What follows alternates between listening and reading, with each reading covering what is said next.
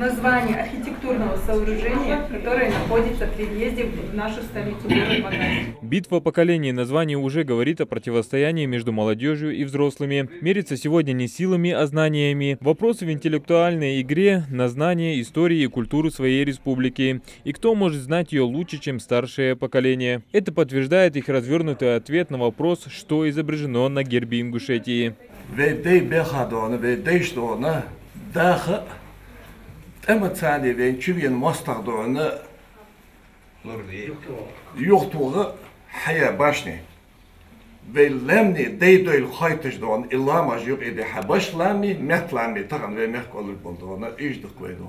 Всего 3 тура, каждый последующий сложнее предыдущего. Первый состоял из 10 вопросов, второй из 8, а на последнем пословицы. Участникам приходилось заканчивать популярные ингушские изречения. В общем, поединки выдались интересными.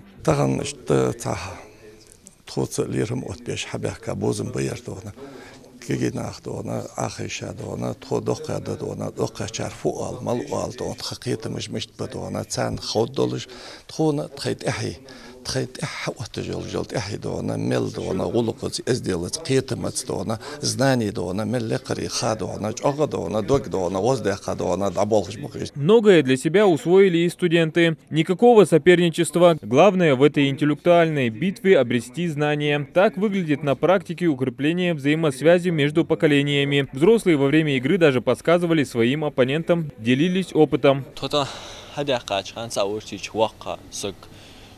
Активный образ, ответишь, халур развернутый, и сон тахан цохуш, хамаш, тахан сугуцу хадицат, чё интересно сагур. Игру организовал Всероссийский межнациональный союз молодежи по Ингушетии благодаря поддержке Министерства национальной политики. Главная цель интеллектуальной битвы – улучшить взаимосвязь между поколениями, способствовать взаимопониманию и уважению.